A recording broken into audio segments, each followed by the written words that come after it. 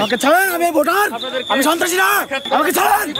একজনকে কিন্তু আটক করা হয়েছে, অনেকে কিন্তু ভাঙচুর চালাচ্ছে। চলছিল আমাদের শুধু শুধু করছে। আমি আবারও বলছি, আপনারা এখান থেকে সরে যান। আপনারা সরে না গেলে আমরা বল প্রয়োগ করতে বাধ্য হব। ভোট কেন্দ্রের সামনে জবা ফুলের মার্কার প্রার্থী ঢুকে পড়েছে এবং ভোট কেন্দ্রের সামনে তারা বিভিন্ন স্লোগানে ঘুরে বেড়াচ্ছে। আপনাদেরকে প্রার্থী রয়েছে, সেই প্রার্থীকে কেন্দ্র করে এদিকে আনসার সদস্য যারা রয়েছে তারা তাদেরকে স্লোগান দিতে বারবার নিষেধ করছেন এবং এখানে কোনো ধরনের যেন অপ্রীতিকর ঘটনা, কোনো বিশৃঙ্খলা না ঘটাতে পারে সেদিকে কেন্দ্র করে বিজিবির সদস্যরা কঠোর অবস্থানে রয়েছে, সেটিও আপনাদেরকে দেখানোর চেষ্টা করছি।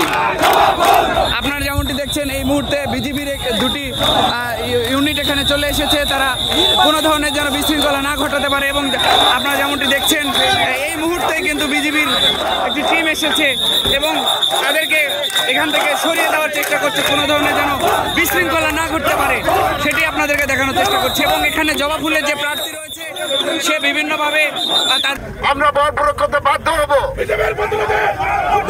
যেমনটি দেখছেন যে এখানে জবা ফুল মার্কার বিক্ষুব্ধ জনতা, বিজিবিরা এক মুহূর্তে অ্যাকশন আপনারা দেখছেন যে কয়েকজন ভোট কেন্দ্রের মধ্যে প্রবেশ করেছে এবং বিজিবির সদস্যরা তাদেরকে এখান থেকে সরিয়ে দেওয়ার চেষ্টা করছে।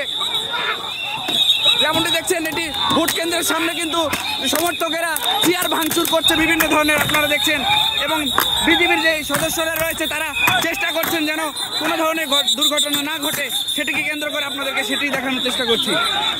একজনকে কিন্তু আটক করা হয়েছে এবং আপনারা দেখছেন যে